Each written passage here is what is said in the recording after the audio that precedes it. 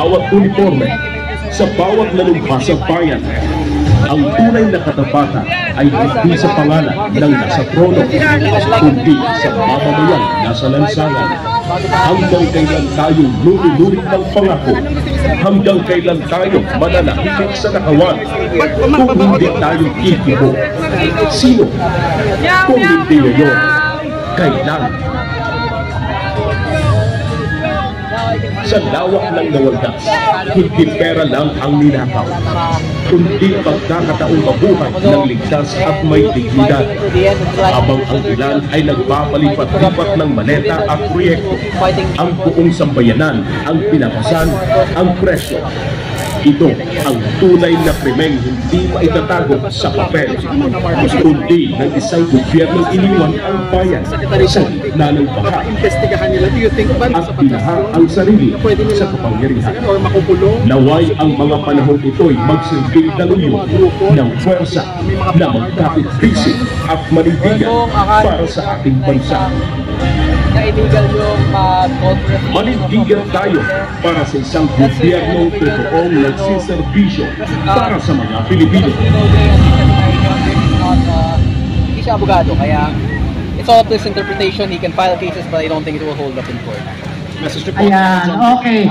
So, ito na talaga. Magsisimula na tayo ng ating formal na programa. Ito na talaga yun. So, i-announce lang namin yung arrival, of course, of Congressman Kiko Barzaga!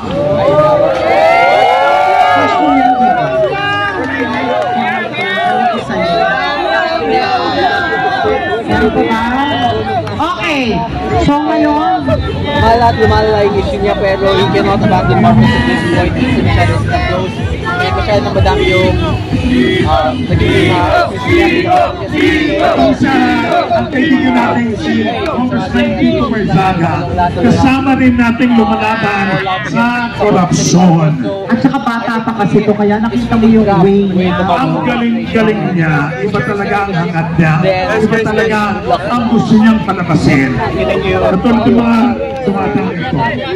Hey! Meow, meow, meow! Pareho tayo, taga-QC. Diba?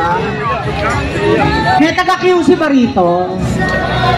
Sigaw nga mga taga-QC, taga-Bulacan, taga-Pampanga. Ay, pagkingin kayo po. Tama ka!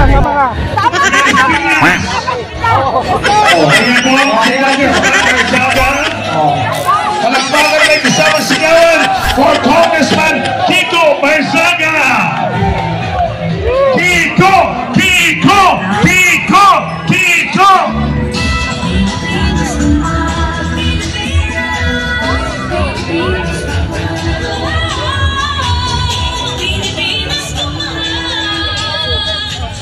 Mag-ikan tayo mamaya. Okay. Congressman Kiko Barzaga! Okay, magandang tanghali po sa inyong pagdating. At ngayon, syempre, tatawagin natin, of course, ang founder ng United People's Initiative. Walang iba, kundi ang retired General Sir Romeo Poquis.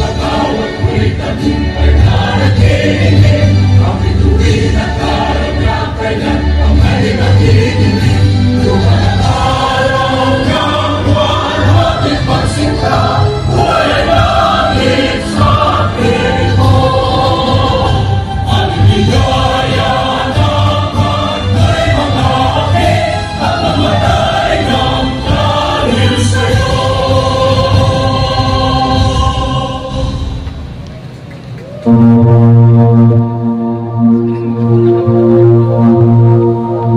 bow our heads and place ourselves in the presence of the Lord.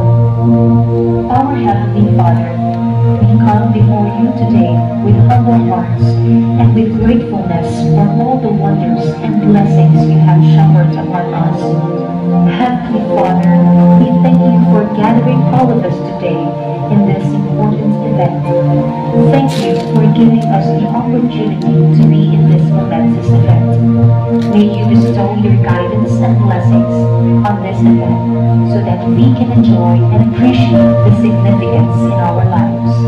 Bless everyone present today, that each may be able to share what he or she has for your glory and honor. Truly, discipline, perseverance, and determination to excel are instilled in us abundantly. All the praises and awards that we will receive today are meant to be given back to you. It is because of your grace and your guidance that we have come this far. Whatever is set before us, we give all the glory back to you. May this event be a success through your intervention. We ask all of this in Jesus' name. Amen. Nasaan po kayo nakaparada? Everything. Everything. To say nothing good, nothing bad, nothing bad. My decision,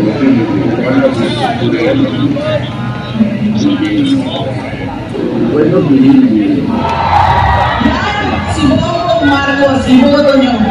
At mararamdaman po natin kung tayo ay tuluyang magmahal sa isa't isa. Kung tayo ay tuluyang magmahal sa Pilipinas, sama-sama po tayong papamanan. Ito ang natutugtang sa mga Pilipino, kaya sila natin sa Diyos. Ipagpapatuloy ko mo ang mga nasimulang pagbabago.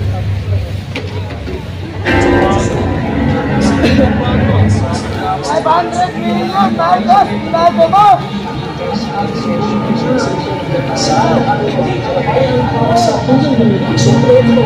Ngunit sa loob lamang ng ilang taon, sunod-sunod ang aligasyon ng malawakang pagkalustahin ng pondo. Mga numerong hindi pinong nawala sa kabayang bayan. At mga matinding patulan naman ang ating binabantayan at pinaghahandaan. Mahigit 5,000 flood control project ang natapos na at marami pang iba ang kasalukuyang ginagawa sa buong bansa. Habang ipinagmamalaki ang libu-libong proyekto, ang kalikasan mismo ang nagpatotoo. Sunod-sunod na bagyo, lindol, baka na ang tagugong. Pero nasaan ang flood control? Nasaan ang mga matitibay na proyekto? Dahil sa aming paglaban sa mga tiwaling bidding, maraming beses naming naranasan na ma-disqualify ng bids and awards committee ng DPWH na hawak ng mga mambabatas. Ang hinihingi nilang porsyento ay hindi mababa sa 10% at umaabot pa sa 25%. Ulit na binabanggit ang delivery ng pera ay para sa kaisali ko na dapat at least 25%. Ang pera ng bayan hindi na napakinabangan ng mamamayan. 2025 National Budget as the most corrupt budget ever passed in the history of Philippine Congress. Kitang dinadala sa bahay ng Congressman Santico ay 35 malita para i-deliver sa bahay ni House Speaker Martin Romualdez.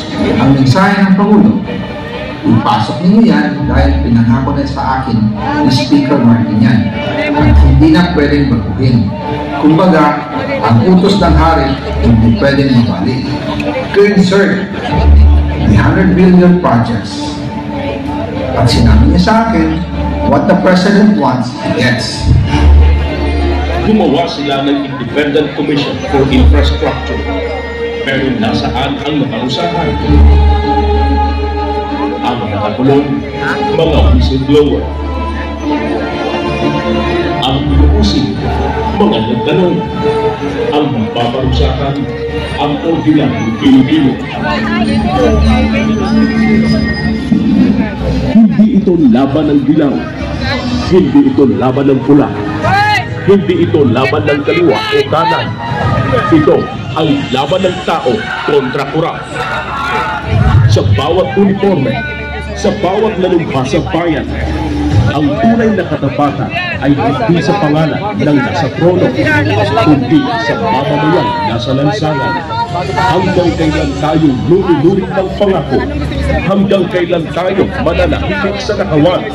Kung hindi tayo ikibo, sino? Kung hindi ngayon, kailan?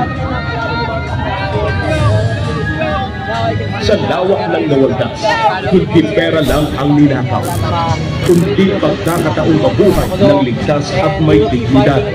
Habang ang ilan ay nagpapalipat-lipat ng maleta at proyekto, ang buong sambayanan ang pinapasan ang presyo. Ito ang tunay na krimeng hindi maitatago sa papel, kundi ng isang gobyernong iniwan ang bayan sa gitna ng baha at binaha ang sarili sa kapangyarihan. Naway ang mga panahon ito'y magsilbing daluyo ng pwersa na magkapit-bisig at manindigan para sa ating bansa. Na-illegal yung manindigan tayo para sa isang gobyernong totoong nagsiservisyo para sa mga Pilipino. Hindi siya abogado, kaya it's all this interpretation. He can file cases but I don't think it will hold up in court.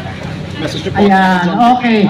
So, eto na talaga. Magsisimula na tayo ng ating formal na programa. Eto na talaga yun.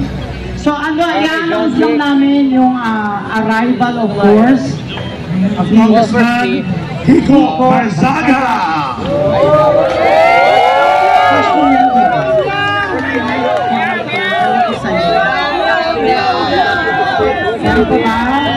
Okay, so ngayon, mahal yung issue niya pero he cannot abandon Marcos at this point. Kasi masyado sila close. Kaya masyado nang madami yung nagiging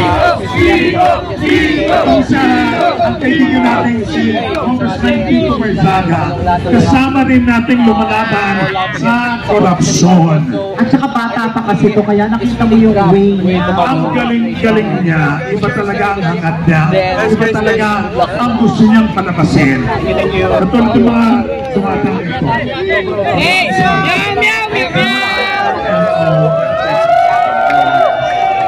Pareho tayo, taga-QC. Diba? May taga-QC ba rito? Sigaw nga mga taga-QC, taga-Bulacan, taga-Pampanga. Ay, pagtingin kayo po. Sama ka. Pinas. Ayan po, si Congressman Barzaga. Palakpakan may kasamang sigawan for Congressman Kiko Barzaga. Kiko! Kiko! Kiko! Kiko!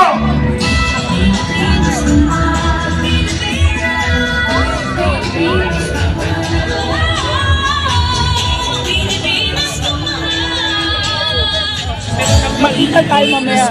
Okay. Congressman Kiko Barzaga. Okay, magandang tanghali po sa inyong pagdating. At ngayon, syempre, tatawagin natin, of course, founder ng United People's Initiative. Walang iba, kundi ang retired General Sir Romeo Poquis. Palakpakan po natin.